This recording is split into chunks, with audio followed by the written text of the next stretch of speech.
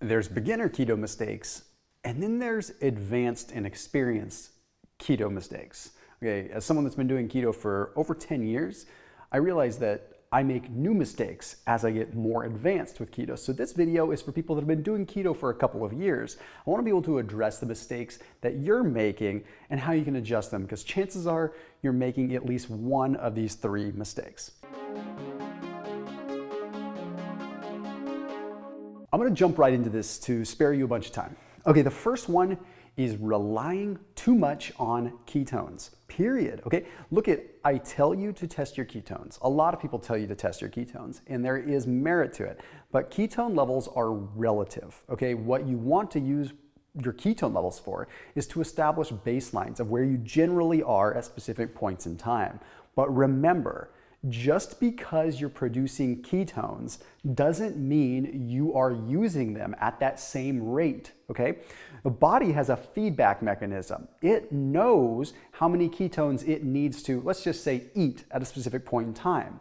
Okay, so eventually you run into a point where you could be producing more ketones but not actually utilizing them, deeming testing your ketones a little bit useless at that point in time. I don't want to say useless, but what I find people that are a little bit more experienced with keto do is they chase their ketones and not their results.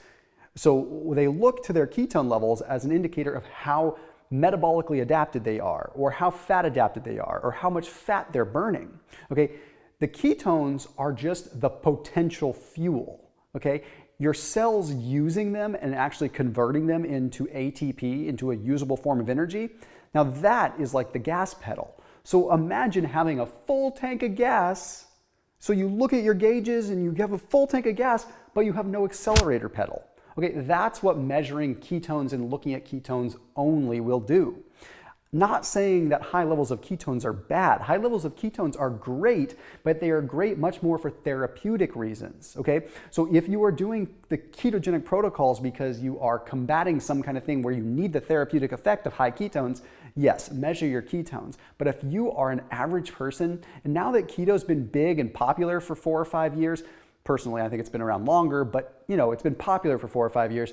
I think we're starting to see that a lot more people are falling into this trap. So stop chasing ketones. The more metabolically adapted and fat adapted you get, the lower your ketone levels are going to become. Okay? In fact, unless I'm fasting, I hardly ever end up above 1 millimole of ketones. Why? Because my body is very efficient and it has a good feedback mechanism where it understands how many ketones it should produce.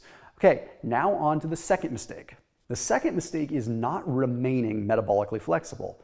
The further that we get into a ketogenic lifestyle, the less we are likely to have carbohydrates. Like we almost become dogmatic, and that's pretty natural. But we have to remain metabolically flexible. Okay, I've used this analogy before, but if you imagine train tracks hitting a Y where one track goes to the left, one track goes to the right, well, if you're doing the ketogenic diet and you're always going, let's just say, to the left, and you never go to the right, well, eventually the tracks on the right are going to get a little bit rusted, and they're not going to work really well. But if you're always going to the right, then you're never going to be able to go to the left very well. The point is that as we do more of a ketogenic protocol, we become very focused on staying in that one direction. Remaining metabolically flexible is one of the most important things that you can do. You are not here to become the king of keto and only do a ketogenic diet. Aren't you here to get the best metabolic result and the best body composition? That's generally what we're after.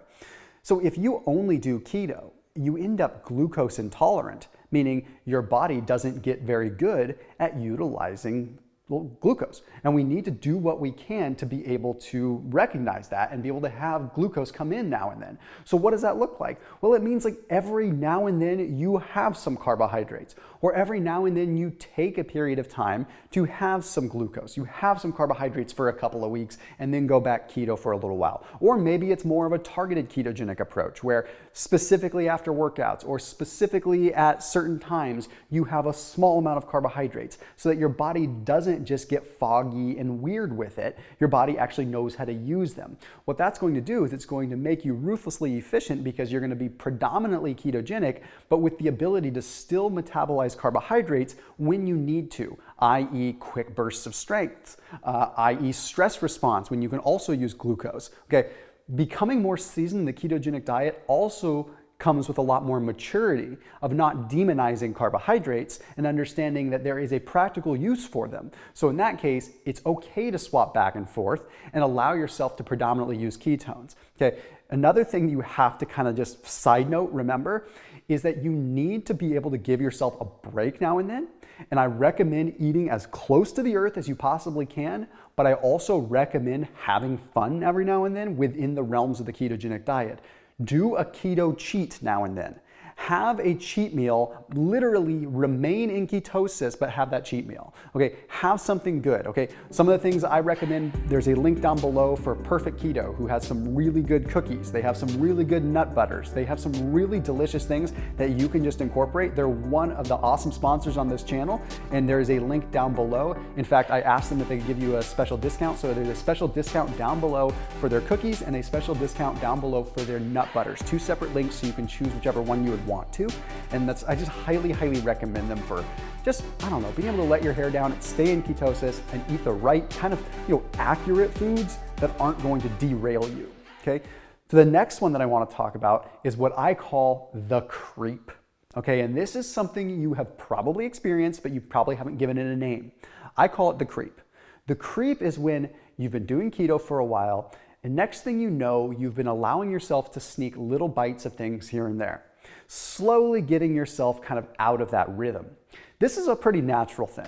Okay, after I've been doing keto for maybe 4 months straight, I find I start nibbling on things. I might nibble on a bit of a refried bean from my kiddo's plate or something. Okay, and then I find, wait a minute, what's going on here? I'm a firm believer in intuitive eating to some degree. Okay, so intuitive eating tells me that, okay, my body might be craving something. And I'm not gonna go down this woo-woo witch doctor weirdo stuff and say you should only listen to what your body, because okay, a lot of that can get skewed. But if you know your body and you've been doing keto for a while and you start leaning into carbohydrates, it's probably not mental weakness. It probably is the fact that you need a little bit of a break.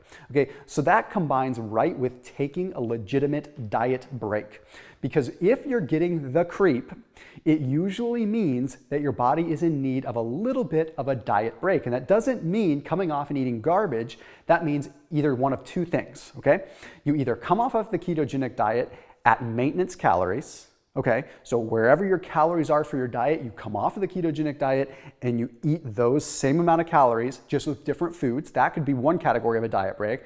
The other diet break is staying in the ketogenic realm, but increasing your calories up to maintenance a little bit more. Okay, so if you're normally at like 1,500, let's hypothetical, 1,500 calories within your deficit, but you know your maintenance is 2,000, come up to 2,000 and stay there for 2 weeks and allow your body and your leptin values to reset. This way, you give yourself a little bit of a break and you can jump right back into it after 10 days to 14 days. This makes a tremendous difference in your sustainability and your ability to adhere to a good, clean ketogenic diet that's going to get you more out of it, okay? So relying on ketones and chasing ketones, huge one. Please, please, please do not throw away your ketone meter, but do not live and die by it. And by all means, throw out the urine strips. Okay, allow yourself to have the carbohydrates now and then so that you can remain metabolically flexible and use both forms of fuel, okay? Of course, allow yourself a little bit of a break in terms of like, a cheat meal now and then that's within keto. That's sort of 2.5. And number 3, be aware of the creep. Document it. Notice when you are creeping, okay? Don't be creeping. Eric Church wouldn't like that. As always, keep it locked in here on my channel, and I'll see you tomorrow.